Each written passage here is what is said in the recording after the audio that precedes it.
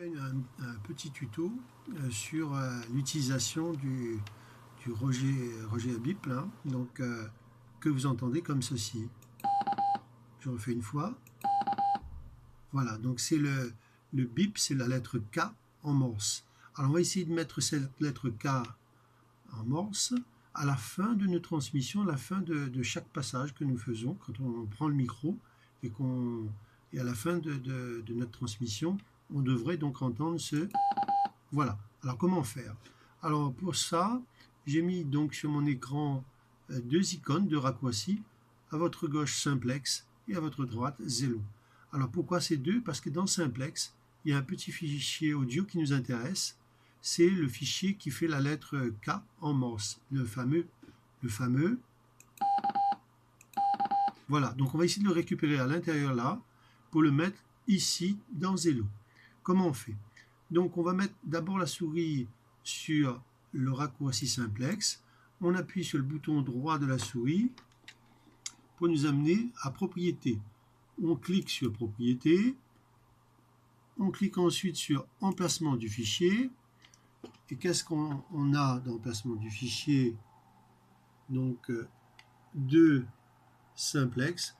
On a tous les fichiers audio donc de Simplex, et y compris la fameuse petite lettre K, celle-là, qui fait ça.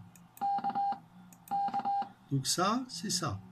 Donc on appuie une fois avec la souris, bouton droit de la souris, on fait copier. Donc là, on a copié le fichier dont on a besoin. Qu'est-ce qu'on va faire? Donc on va fermer toutes ces fenêtres. On va faire la même chose. Cette fois-ci, on va aller sur Zello, bouton droit de la souris, Propriétés, Emplacement. On a le petit... on a 4 informations, c'est la seconde, SND qui nous intéresse. On clique deux fois dessus, ça s'ouvre, on met sur un blanc, ici par exemple, et on fait coller. Donc il va nous coller le fichier. Donc une fois que c'est collé, donc voilà, il l'enregistre. Quand c'est enregistré, on va donc pouvoir maintenant paramétrer Zello avec ce nouveau fichier dont il dispose.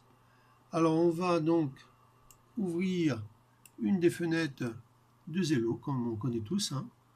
Voilà. On va sur Outils, Options, Sound Alert.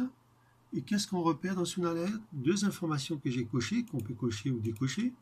Un qui nous permet de gérer justement ces bips en début de transmission, in comme début, intérieur, entrée, et out, outgoing, c'est à la fin de transmission. Donc il va transmettre quelque chose dès lors que nous démarrons notre QSO et dès lors que nous terminons notre QSO. Alors donc l'information de démarrage, c'est sur la ligne en face. Donc ici, on va s'apercevoir qu'il y a ces deux informations. Donc on clique sur changer. On va arriver sur une fenêtre. Voilà, donc on repère la lettre K, il est déjà là. Mais pour exemple, donc vous partez sur ce blanc-là, vous mettez votre souris, vous cliquez sur la souris et vous faites coller. Le fichier était déjà enregistré, donc pour ma part, bon, je vais le faire remplacer. Et voilà, donc il va l'enregistrer. Dès lors que c'est enregistré, à l'intérieur donc de Zello, donc on va pouvoir le vérifier de nouveau sur la fenêtre. Donc je suis revenu sur la fenêtre de Zello, Options, Sound, Alert, Incoming, donc c'est là. Normalement, en appuyant, si c'est bien enregistré, quand on appuie le test, ça, vous entendez ceci. Ah, donc là, ça c'est bon, ça c'est pour le test d'entrée dès lors qu'on nous entrons dans un QSO. À la fin du QSO, pareil, si ça a été bien modifié ici, on entend ceci. Donc, donc tout ça, c'est OK. Alors, ce qu'on va faire maintenant, c'est qu'on ne faut pas oublier, on va faire appliquer. Voilà. Donc là, on a fait tout ce qu'on devait faire, ce qu'on devait voir, pour que nos transmissions, à la fin de la transmission Zello, donc à la fin de notre QSO, au niveau de Zello, on entend ce fameux bip. Là, je vais ouvrir Zello. Voilà.